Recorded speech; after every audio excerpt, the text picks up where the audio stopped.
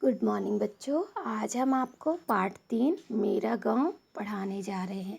तो देखिए बच्चों, इस कहानी में हम पढ़ते हैं निखिल के पिता शहर में प्राध्यापक थे, यानी वो एक टीचर थे शहर में। तो उनके खेत खलिहान गांव में थे, यानी उनका घर गांव में था। तो निखिल के मन में भी इच्छा जागृत हुई कि मैं भी अपने गांव जाऊं और अपने गांव को देखूं। तो उनके पिता ने उन्हें निखिल को गांव ले जाने का सोचा। तो जब वो गांव जा रहे थे तो गाड़ी एक छोटे स्टेशन पर रुकी। रेलगाड़ी बच्चों आप जानते हैं, रेलगाड़ी स्टेशन छोटे छोटे स्टेशन में भी रुकती है। तो ऐसे ही रेलगाड़ी छोटे स्टेशन पर रुकी। रेलगाड़ी जिन्हें हम ट्रेन कहते हैं, है ना। तो निखिल के चाचा उनकी प्रतीक्षा कर रहे थे। तो अब निखिल अपने पिताजी के साथ एक तांगे में बैठकर अपने गांव के लिए जाने लगा।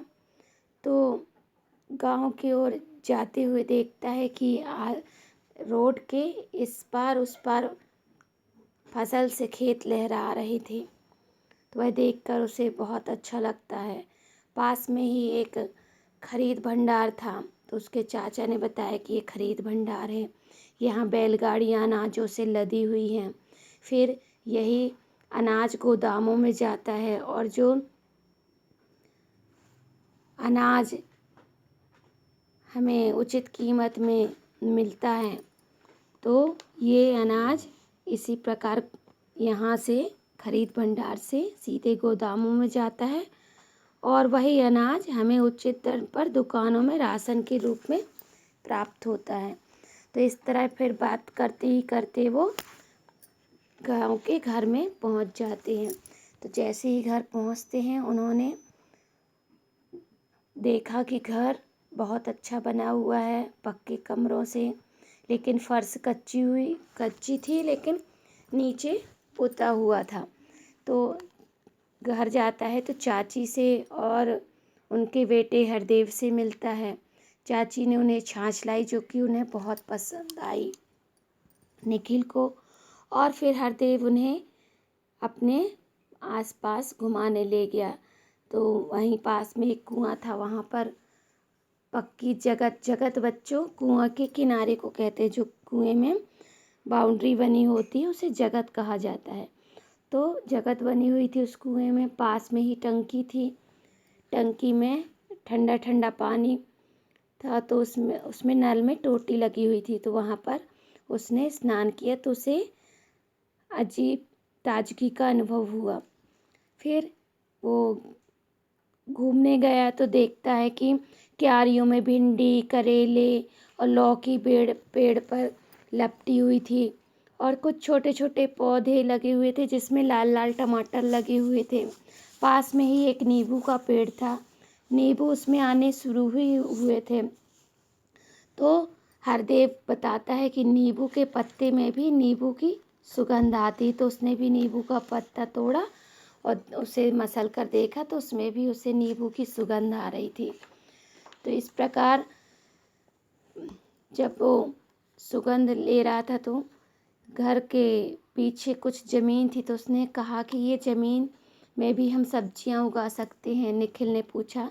तो हरदेव ने कहा हाँ क्यों नहीं, ठंडियों में तो हम यहाँ मटर, गाजर, मूली, शलजम, मेथी आदि की खेती करते हैं।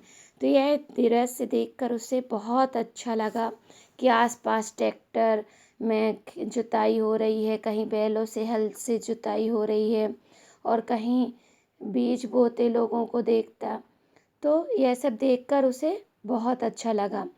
तो वह हरदेव ने बताया कि इस समय किसान बहुत व्यस्त हैं क्योंकि इस समय बुवाई का समय चल रहा है, खेतों में बीज बोए जा रहे हैं।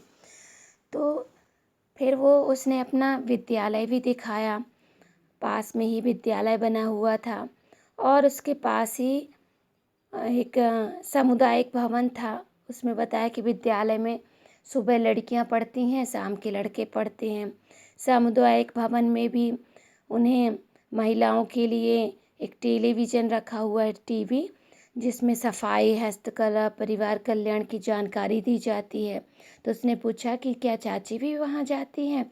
तो उसने कहा कि हाँ, पहले रोज़ जाती थी, लेकिन अब व्यस्तता के कारण वो कभी कभी जाती हैं। तो फिर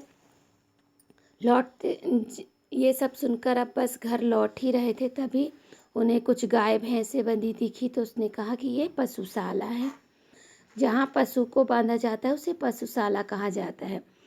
तो उसने कहा कि पहले गोबर के मम्मी ओपले बनाया करती थी, लेकिन पहले बहुत मक्खी मच्छर होते थे, लेकिन अब गोबर गैस प्लांट लगवा लिया है, तो उससे सारा गोबर उस टंकी में डाल देते हैं, जिससे रसोई में धुआं नहीं होता और गैस की तरह ही चलता है।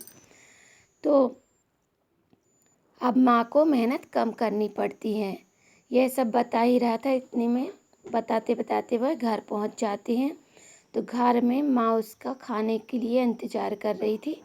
दोनों बच्चे हाथ धोकर खाना खाने लगते हैं, मक्के की रोटी और सरसों का साग, मक्खन लगा हुआ। तो यह था निखिल का गांव। तो दोनों ने बढ़िया खाना खाया अच्छे से। तो ये गांव कितना अच्छा था, ये सोचकर निखिल मन ही मन सोचता है कि ये गांव शहर से कितना अच्छा है। वातावरण यहाँ पर कितना साफ स्वच्छ, घर की ताज़ी ताज़ी हरी हरी सब्जियाँ, ये सब वो मन में सोचता है कि ये गांव कितना अच्छा है।